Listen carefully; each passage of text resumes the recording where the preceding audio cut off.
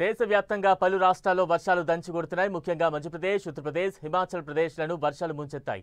మధ్యప్రదేశ్ను చిత్రకూట్లో మందాకిని నది ఉప్పొంగి ప్రవహిస్తోంది. దీంతో లోతట్టు ప్రాంతాలు జలమయమయ్యాయి. అటు 32 జిల్లాలకు ఆరెంజ్ అలర్ట్ జారీ చేశారు అధికారులు.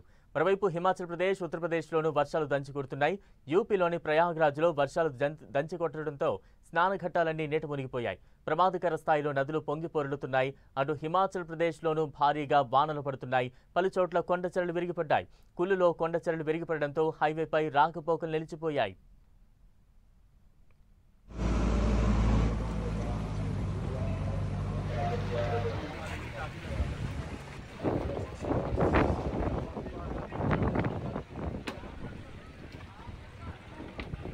ఉత్తరాదిలో భారీ వర్షాలతో పలు రాష్ట్రాలు తీవ్ర ఇబ్బందులు ఎదుర్కొంటూ ఉన్నాయి. ప్రస్తుతం విజువల్స్ చూస్తూ ఉన్నాం. హిమాచల్ ప్రదేశ్లో అయితే కొండచర్యలు విరిగిపడడంతో రహదారులన్నీ కూడా దిగ్బంధమైపోతున్నాయి. ట్రాఫిక్ సమస్యలు ఏర్పడుతున్నాయి. మరోవైపు మధ్యప్రదేశ్లో భారీ వర్షాలకు వరద పెద్ద ఎత్తున చేరుకోవడంతో రహదారులన్నీ కూడా మునిగిపోయాయి. ఊర్లన్నీ కూడా నదులతో నిండిపోయిన సిచ్యువేషన్ మనం చూస్తూ ఉన్నాం. అపార్ట్మెంట్లు కావచ్చు, ఇళ్లు కావచ్చు, అన్నీ కూడా నీట మునిగిపోయిన దృశ్యాలు, కార్లన్నీ కూడా నీటిలో మునిగిపోయిన పరిస్థితి చూస్తూ ఉన్నాం.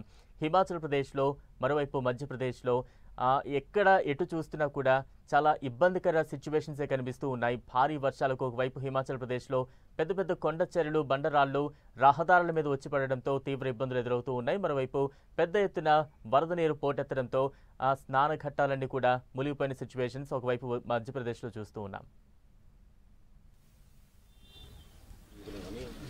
हालांकि हमने ये बोला नहीं था, ले लेंगे।